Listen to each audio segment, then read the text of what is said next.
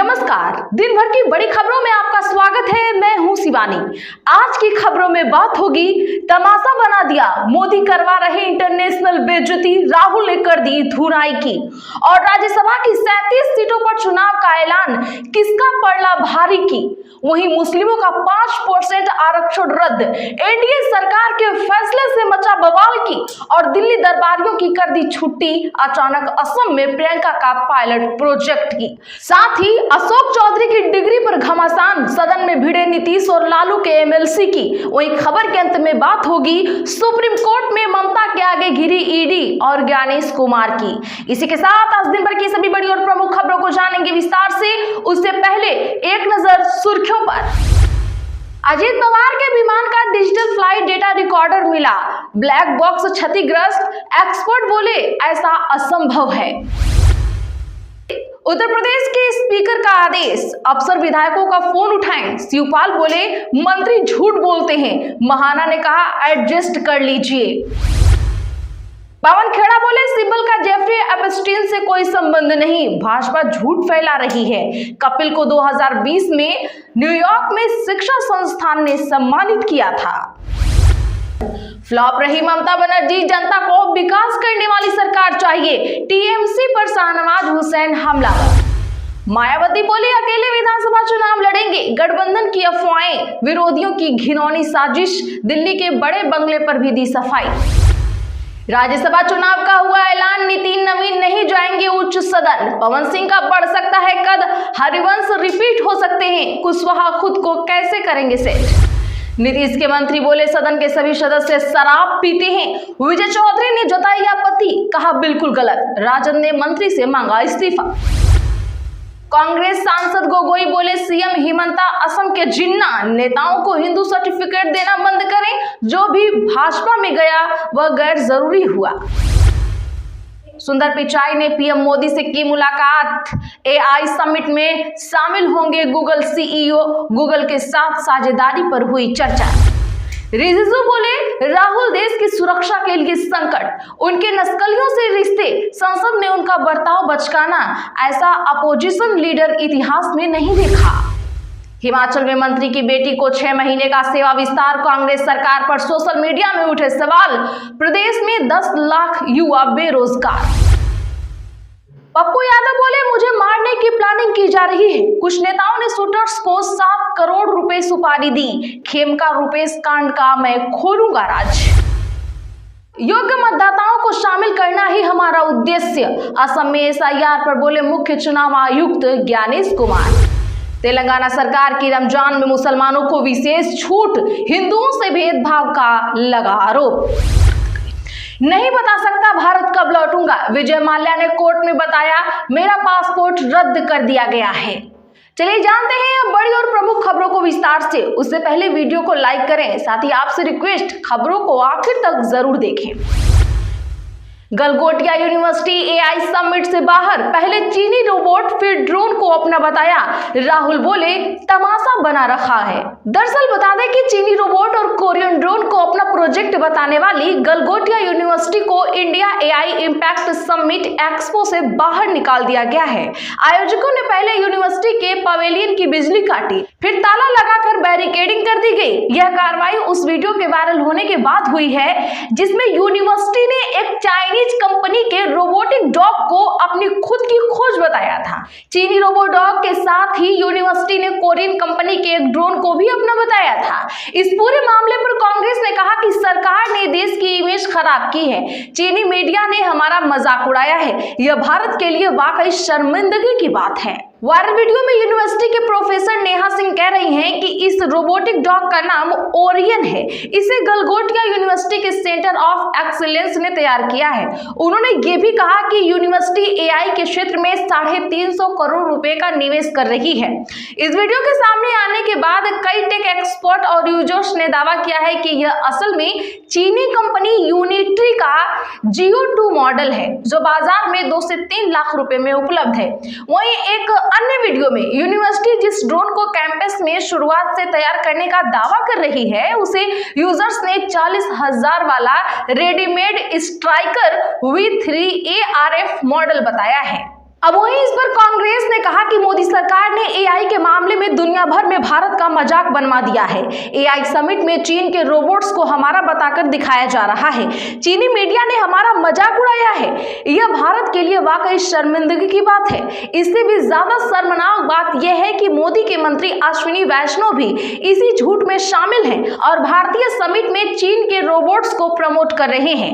मोदी सरकार ने देश की छवि को ऐसा नुकसान पहुंचाया है जिसकी भरपाई नहीं हो सकती। वहीं नेता विपक्ष राहुल गांधी ने कहा कि भारत के टैलेंट और डेटा का सही इस्तेमाल भारत के बजाय यह एआई समिट एक डिसऑर्गेनाइज्ड पीआर स्पेक्टेकल बनकर रह गया है, यानी एक ऐसा इवेंट जिसे बड़ी इमेज बनाने के लिए बहुत चढ़ा बढ़ाकर आयोजित किया गया हो, लेकिन खराब मैनेजमेंट की वजह से वह तमाशा बन जाए। महाराष्ट्र में मुस्लिमों के 50% आरक्षण का आदेश रद्द। 2014 में कांग्रेस अध्यादेश लाई थी। जी हां, बता दें कि महाराष्ट्र सरकार के सोशल जस्टिस डिपार्टमेंट ने आज एक सरकारी रेजोल्यूशन जारी किया।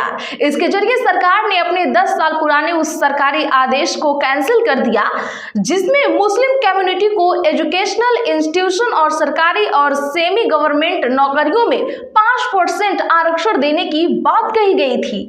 हालांकि पिछले 10 सालों से यह आदेश इनवैलिड रहा है क्योंकि 2014 में कांग्रेस सरकार की तरफ से लाया गया अध्यादेश तय समय में विधानसभा से पास नहीं कराया जा सका, जिससे यह खुद ही इनवैलिड हो गया। अब इस मामले में मुंबई कांग्रेस अध्यक्ष वर्षा गायकवाड़ ने राज्य की भाजपा सरकार पर लोकतांत्रिक मूल्यों को कमजोर करने का आरोप लगाया है। उनका कहना है कि आरक्षण रद्द करने का फैसला सामाजिक न्याय और समान अवसरों की भावना के खिलाफ है। राज्य की 37 सीटों पर 16 मार्च को होंगे चुनाव। इनमें 25 सीटें विपक्ष, एनडीए की 12।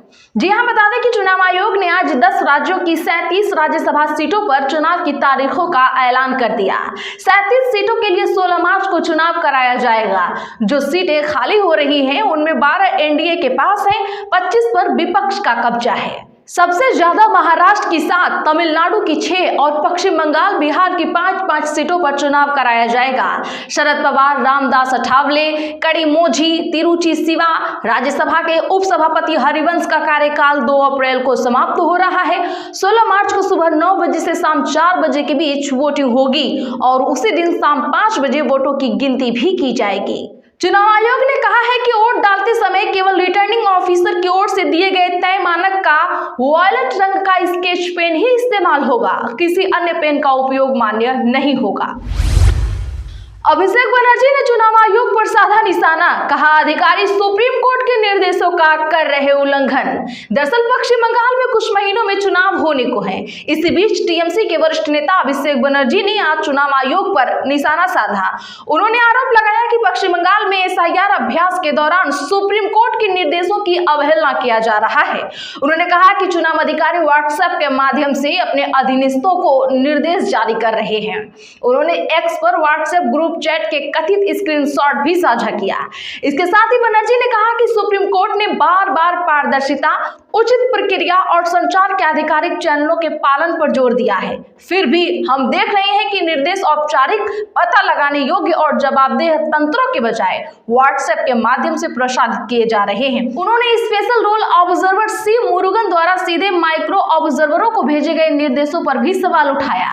उन्होंने पूछा, इससे भी अधिक चिंताजनक बात यह है कि विशेष रोल ऑब्जर्वर सी मुरुगन द्वारा व्हाट्सएप ग्रुप में माइक्रो ऑब्जर्वरों को सीधे जन्म प्रमाण पत्रों की स्वीकार्यता के संबंध में निर्देश जारी करने की विश्वसनीयता रिपोर्टें हैं। उन्होंने पूछा, इससे भी अधिक चिंताजनक बात यह है कि विशेष रोल ऑब्जर्वर सी मुरुगन द्वारा व्हाट्सएप ग्रुप में माइक्रो ऑब्जर्वरों को सीधे जन्म प्रमाण पत्रों की स्वीकार्यता के संबंध में निर्देश जारी करने की विश्वसनीय रिपोर्टें हैं ताकि हटाए गए प्रमाण पत्रों की संख्या को बढ़ाया जा सके। क्या मुझे चुनाव आयोग को सर्वोच्च न्यायालय के उस स्पष्ट निर्देश की याद दिलाने की आवश्यकता है कि माइक्रो ऑब्जर्वरों की भूमिका केवल सहायक ही रहनी चाहिए? वहीं पश्चिम बंगाल में आईपीएसी से जुड़े रेड मामले में आज सुप्रीम कोर्ट में सुनवाई हुई। इस दौरान ममता सरकार ने आरोप लगाया कि केंद्र सरकार प्रवर्तन निदेशालय का उन राज्यों में हथियार के रूप में इस्तेमाल कर रही है जहां विपक्ष की सरकार है। बता दें कि सुप्रीम कोर्ट ने मामले की सुनवाई अब 18 मार्च तक टाल दी है। इससे पहले 3 फरवरी को सुनवाई टाली गई थी। मेरी डिग्री नकली साबित करें तो इस्तीफा दे दूंगा, अशोक चौधरी ने सुनील सिंह को दी चुनौती। जी हां, बता दें कि बिहार विधानमंडल का बजट सत्र चल रहा है। बजट सत्र के दौरान सदन के अंदर अलग अलग मुद्दों पर पक्ष विपक्ष में जबरदस्त तकरार देखने को मिल रही है। आज यानी बुधवार को भी अलग अलग मुद्दों पर पक्ष विपक्ष में तकरार देखने को मिली। विधानसभा की कार्यवाही सुबह 11 बजे से शुरू हुई थी। विपक्षी सदस्यों ने बिहार में शराबबंदी और आरक्षण को लेकर जबरदस्त हंगामा किया। बिहार सरकार द्वारा लिए गए 65% आरक्षण के फैसले को संविधान की नवी सूची में शामिल करने की मांग को लेकर विधानसभा के वेल में आकर विपक्ष के सदस्यों ने जमकर प्रदर्शन किया है। इधर विधायक संदीप सौरव ने कहा कि बिहार में शराबबंदी कानून पूरी तरह से फेल हो चुका है। उन्होंने आरोप लगाया कि खुलेआम घरों में शराबें बनाई जा रही हैं और इसे एक बिजनेस का रूप दे दिया गया है। कांग्रेस विधायक अभिषेक रंजन ने कहा कि राज्य सरकार की पदाधिकारी और कर्मचारियों की जांच होगी तो शराबबंदी कानून की पोल खुल जाएगी। विधानसभा परिसर में उन्होंने कहा कि होम डिलीवरी से शराब हर जगह पहुंच रही है, डिमांड करने पर विधानसभा में भी शराब पहुंच जाएगी। तो आज के लिए बस इतना ही। ऐसे ही खबरों के लिए चैनल सब्सक्राइब करें और बगल में घंटी के निशान को जरूर दबा लें। वीडियो को ज्यादा से ज्यादा लोगों में शेयर करें। चैनल को सब्सक्राइब करना ना भूलें।